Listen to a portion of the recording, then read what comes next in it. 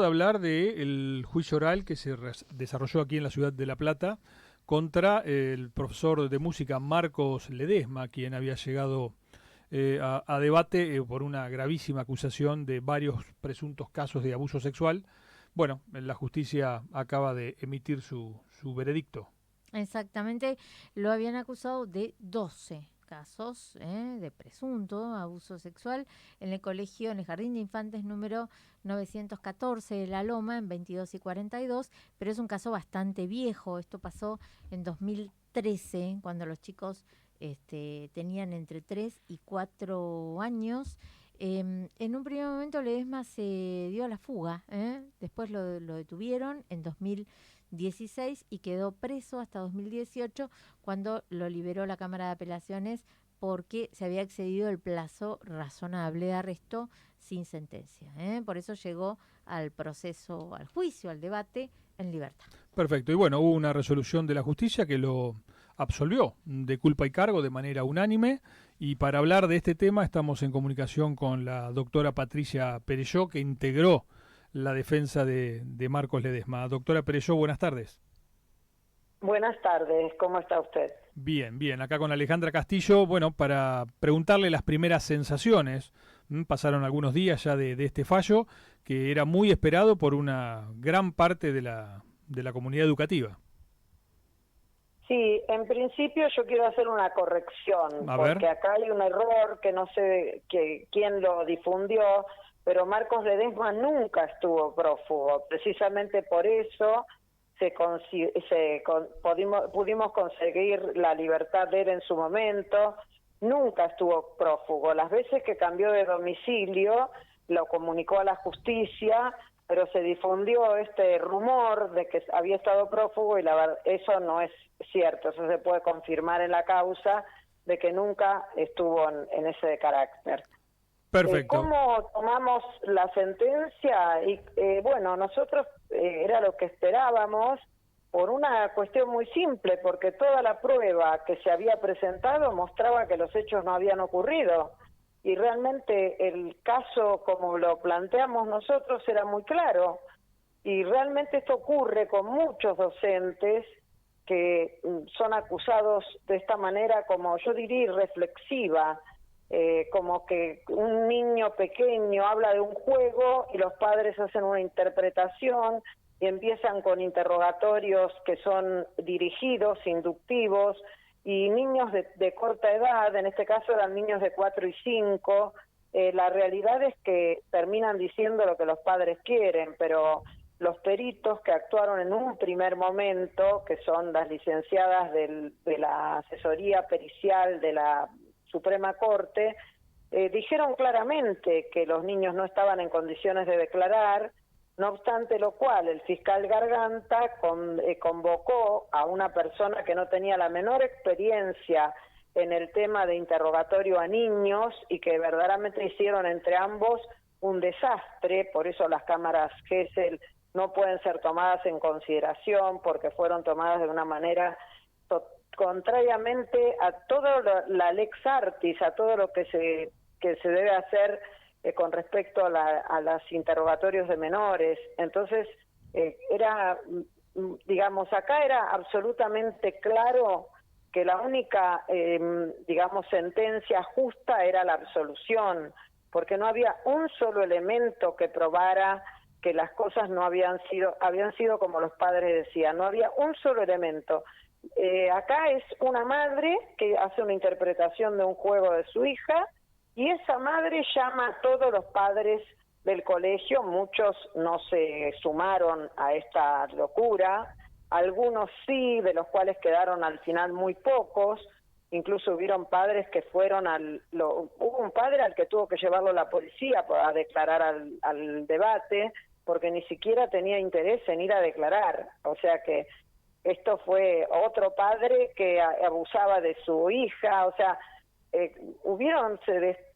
se pusieron en evidencia todos los trasfondos que había detrás de esta denuncia, que tuvieron 11 años a una persona y a una comunidad educativa, porque acá no hay que olvidarse que que hicieron cambiar de lugar de trabajo a 32 personas que trabajaban en el jardín.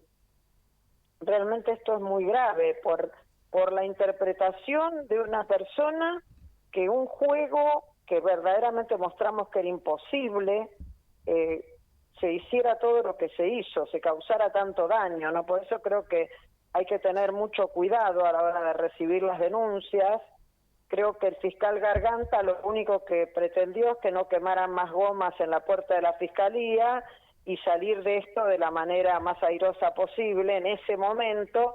Lo que pasa que, bueno, todo esto tuvo un transcurso muy largo y hoy quedó a las claras quién es cada uno y cómo actuaron, ¿no? Pero yo, Alejandra Castillo, ¿cómo le va? ¿Qué tal? No, con respecto a lo del que estuvo prófugo o no estuvo prófugo, tengo entendido que durante un tiempo no lo podían encontrar. Quizás no lo llamaron calidad de prófugo en la justicia, pero sí es verdad que estuvieron varios días buscándolo. Esto es así, porque lo recordamos de haberlo cubierto. Sí, bueno, pero perdónenme, él nunca estuvo prófugo. No, está bien, no pero es por un ahí hecho. está bien. No, le quiero aclarar esto porque no es que lo inventábamos, es un rumor. Es que durante un Claro, buen pero ahí tiempo... decía, ustedes dijeron hoy estuvo prófugo. No estuvo nunca prófugo. En realidad que no lo podían habrá encontrar. estado. Sí, No sé fueron si no varios lo días. pudieron encontrar.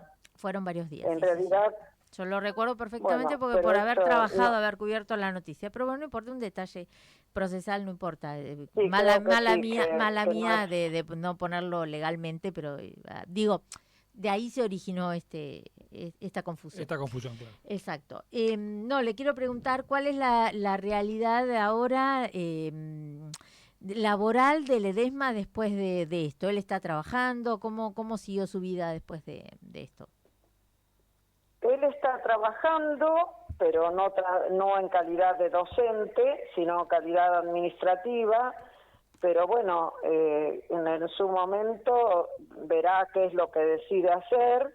Él no tiene ningún impedimento para poder trabajar en su momento como docente si así lo decidiera, cosa que yo creo que no creo que tenga voluntad, porque verdaderamente es, digamos, es difícil superar en este momento. Es una época muy difícil para los docentes. Exacto, sí, Los sí. docentes hoy trabajan con miedo, trabajan con desconfianza. ¿Por qué? Porque hay como un imaginario social muy enfermo, donde se considera que los docentes especiales son todos abusadores. Entonces cada niño, digamos, que cuenta un juego en su casa, los padres, yo digo porque hemos relevado como más de 200 casos, no es que lo digo porque me parece, es Sí, un trabajo. muchas falsas denuncias también, ¿no? Que esto Muchas se falsas complica. denuncias y muchas denuncias erróneas, porque a veces los padres creen que están denunciando un hecho verdadero, Claro. porque cualquier cosa que el chico cuente, se han dejado de hacer montones de juegos que se hacían, porque pasaron a ser juegos con un contenido pecaminoso. Entonces esto también está generando un deterioro en la relación del docente con el alumno, en una desconfianza, en por ejemplo, abandono de la labor docente de muchas personas por temor. Y es razonable, porque, a ver, yo creo que si yo fuera docente también trabajaría con temor, porque es como que uno no sabe de qué manera actuar, de qué manera dirigirse, que todos los padres lo interpretan de un modo o de otro. Y esto está pasando mucho en la Argentina, y mucho en la provincia de Buenos Aires, más que nada. En otros países, yo estuve en España hablando con la defensora del profesor, y me dijo que no tenían denuncias de abuso, que ellos tenían denuncias de violencia, pero por otro tipo de circunstancias, que algunas comunidades iban y agredían a los docentes y no le ponían a sus hijos las notas que querían, ese tipo de cosas, que también acá pasa. Pero el tema de abuso era un tema que no circulaba en los colegios. En vez de acá todo es abuso, la cola del zorro es abuso, si hacen el juego del perrito es un juego abusivo, es muy difícil trabajar así. Doctora, ¿cómo sigue ahora la causa? Sabemos que obviamente la acusación preparará algún tipo de recurso para intentar cambiar la suerte del fallo en casación. Bueno, ellos harán el recurso que corresponda. La sentencia está muy bien fundada, verdaderamente debo decir que es una de las mejores sentencias que he visto, porque trata cada uno de los temas, que eso es lo que debe hacerse, el análisis concienzudo del caso. Tratan cada uno de los temas que se plantearon y en forma exhaustiva dar respuestas a las cuestiones, que es lo que corresponde. Y bueno, la realidad es que el caso que presentamos nosotros y cuál era nuestra perspectiva fue muy clara, y es la perspectiva que la sentencia de alguna manera recepta.